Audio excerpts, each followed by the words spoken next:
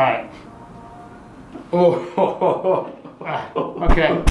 All right, not that one. Okay, I'm going to try something that's potentially going to work or it's potentially not going to work. But we're going to do a very unique style on an interview with Andrew, the CEO of Autodesk. We're going to play Jenga. Alright, so they told me to make this a bit fun, so I took that literally. The interview is in these Jenga blocks. Okay. So on each Jenga block, we have interview questions. So we're going to play a game of competitive Jenga. Okay. While we do the interview. So we'll take one out of here. There we go. Is there a question on that one? It's not on everyone. There's a question on it. Alright, what's this one? What was your dream job growing up? I wanted to work for NASA. I wanted to make spaceships. Alright. Yeah, that was my dream job. So I actually got to do it. I didn't make spaceships. I actually did get to work on one mission. I had a very tiny contribution. What is one thing you'd want to see more university students doing? One thing I'd like to see more university students doing. Well, I'd like to see more of them using Fusion. Right? I mean, I have to say that. I have to say that. But you know what I really want to see more university students doing is debating more and seeing both sides of an argument. Okay. And actually practicing taking the opposing side of an argument and trying to understand all the aspects of it. You know, my daughter, she's in debate right now, and they force her to study both sides of the argument. And she never knows when she goes to a competition if she's going to have to stand for an argument or oppose an argument. Okay. And I would like to see more people in universities practice that discipline. So I'm going to do what I told you not to do. All right. Advice for young people who are struggling to follow the typical path to success. Don't do it. All right. Look. What should they do then? Well, advice is cheap, right? That and $5 and you can go to Starbucks and you get a latte. But following the typical path, there are professions where you have to do that. Look, you want to be a lawyer. Yeah. What are you going to do? Yeah, you got to check the boxes. Yeah. Okay, you want to be a doctor? Yeah, you probably have to check the boxes. Okay, but in tech, don't follow the typical path to success. Find what you're good at, what you're excited about, and ask yourself, if I take this path, am I going to be able to make a difference? And if you honestly look at something and you look at it and you say, hey, I can do that, I'm passionate about it, but I can't make a difference, then don't do it. All right. But if you see something that you're passionate about, you can make a difference on, but you have absolutely no skill on it, well, see if you can skill up.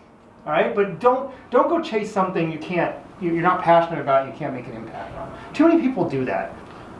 Right. Oh, do I have to do it like that? Yeah, it's you mean you supposed can't? to. But again, we're just talking about. You're forcing me to follow the typical path. Some games have rules. This is true. All right. How important is it to get a college/university degree? Yeah, This is important to me because I've technically dropped out of uni. Yeah. All right. So, okay. So, I'll just tell you something about me. I dropped out of high school. So, and then I went back to fellow dropouts. Yeah. So, because I didn't read the memo that most tech executives drop out of college. Yeah. But I did eventually go back to school. I think you've got to do what you think is right for you. Right? This whole notion that you have to follow this linear path, go to college, and do these things.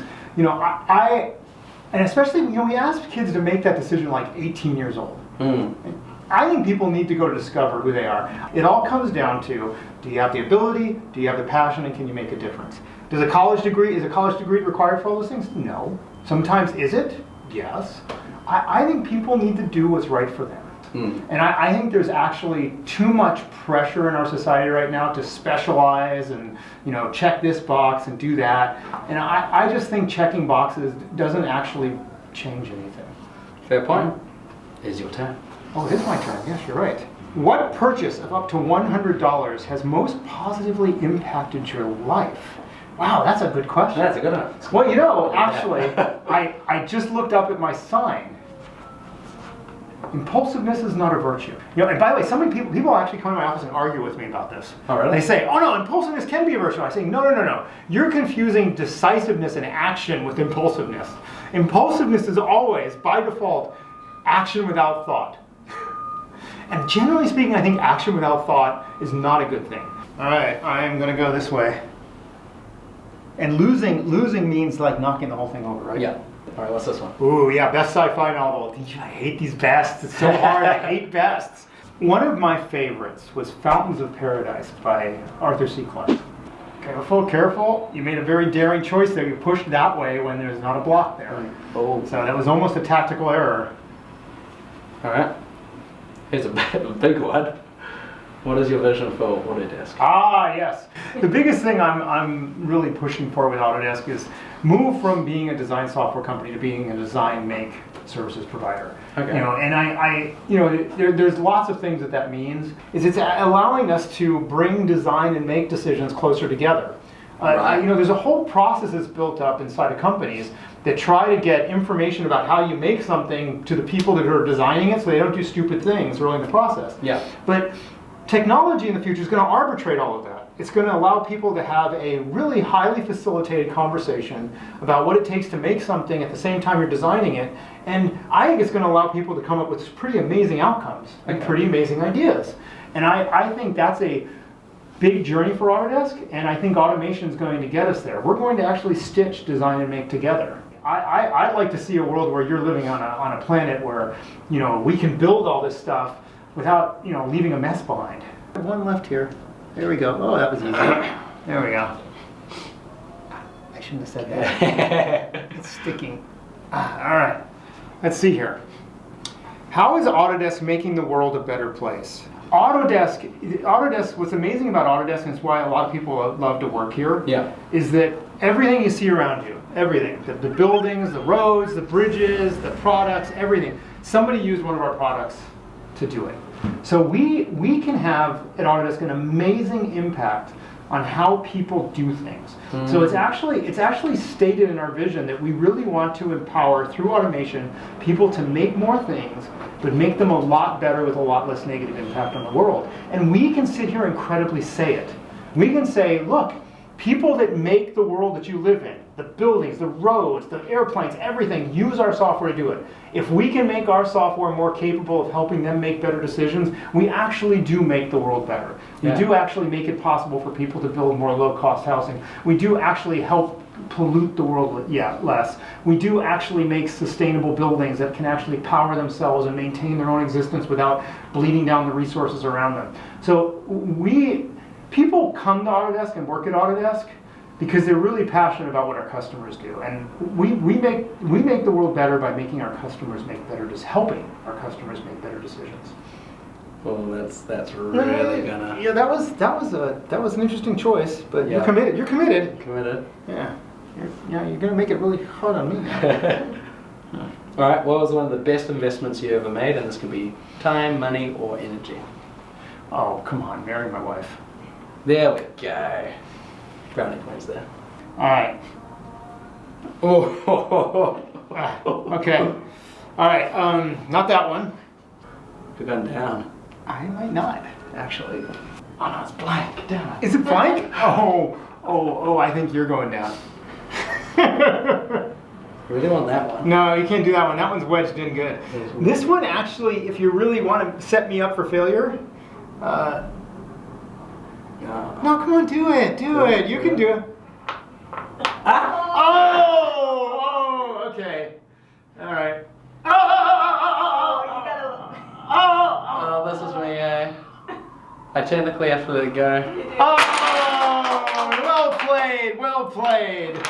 There's a few more questions if you find. How you going with time? Let's see.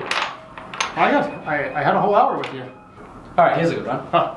What do you look for when you're hiring for a big role in Autodesk? It depends on the role, all right? But I'll tell you, one of the things we look for is, Autodesk has got certain values and ways of working. So what we look for is, are they going to fit those values and ways of working? So for instance, one of the things we're trying to do is we're trying to drive a cultural norm around, one Autodesk. We all try to chase one big outcome together, or a couple of big outcomes together. We don't try to undermine somebody else's outcome because we disagree with it. So we look for people that have a history of kind of, being decisive, not being consultative, but not necessarily consensus driven, but also know when to disagree and commit. So we look for that. We also look for people who know how to empower decision makers. If it's your project, and you're the one that's being held responsible for the outcome, I should support you in that. Right. All right, and I think it's important that I support you to that. The other thing we're looking for is people that can, function well and create a real environment that's inclusive and diverse. So we're trying very hard to make sure that the people that come into the company are comfortable in an environment like that, can thrive in it, and actually can have courageous conversations inside of that environment, so that we're all kind of like working on the same page and not trying to undermine each other. And so, it's a lot of work. Yeah, so independent thinkers who can work well as a team. Exactly. Nicely said. Star Wars or Star Trek? Star Trek. Star Trek? Totally. I was told you're a Star Wars fan. I like both of them, but information. Look, Star Wars is candy, Star Trek is intellectual food. How has failure set you up for later success? Do you have a favorite failure? Oh gosh, failure's the best teacher. I mean, there's just absolutely no doubt about it. I mean, I've learned more from my failures than I have from any one of my successes, because failure drives introspection, right? At least if you're not a megalomaniac idiot, where you think you didn't actually fail. Yeah, I got demoted once, and I had to ask myself, how did I end up getting demoted, and what drove it? And one of the big things I learned from that experience is that you're only as good as the team that you have working for you.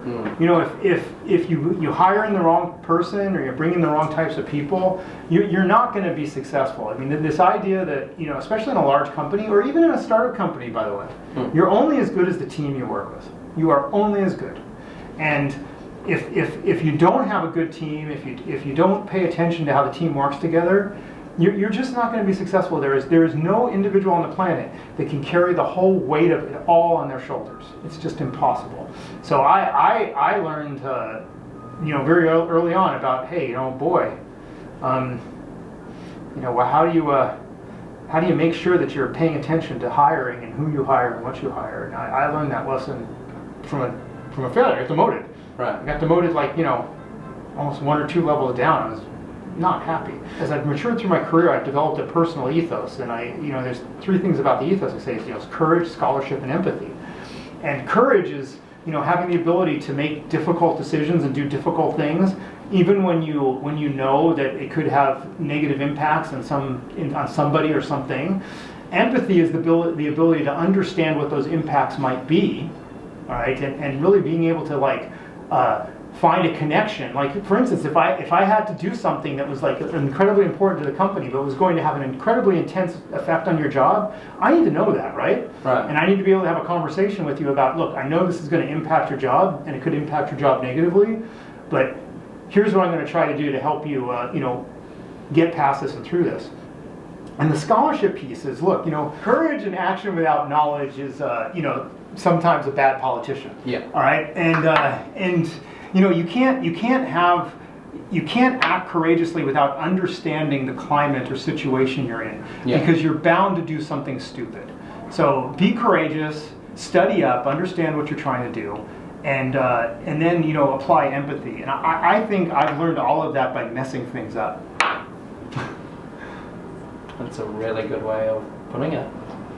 Yeah, I'm thinking about some of my own things. I think scholarship is definitely something that I need to focus more on, because I'm very good at doing that. Yeah, let's go do that. Let's do this. But I can definitely see studying up would really help me a lot. Look, we all just want to go. Sometimes you got to pause. And sometimes you do need to Sometimes you just need to go. Too much knowledge is a bad thing. You always want to study just enough, but not too much. If you know too much, you'll paralyze yourself. How do you know when you've done just enough? You know enough that you found the potential failure points of your idea. Okay. But if you start backing off and getting afraid of your idea, you're probably studying too much. Okay. Yep, that's a good way to say it. All right. Awesome. That's that. Take care. Pleasure. Fun game.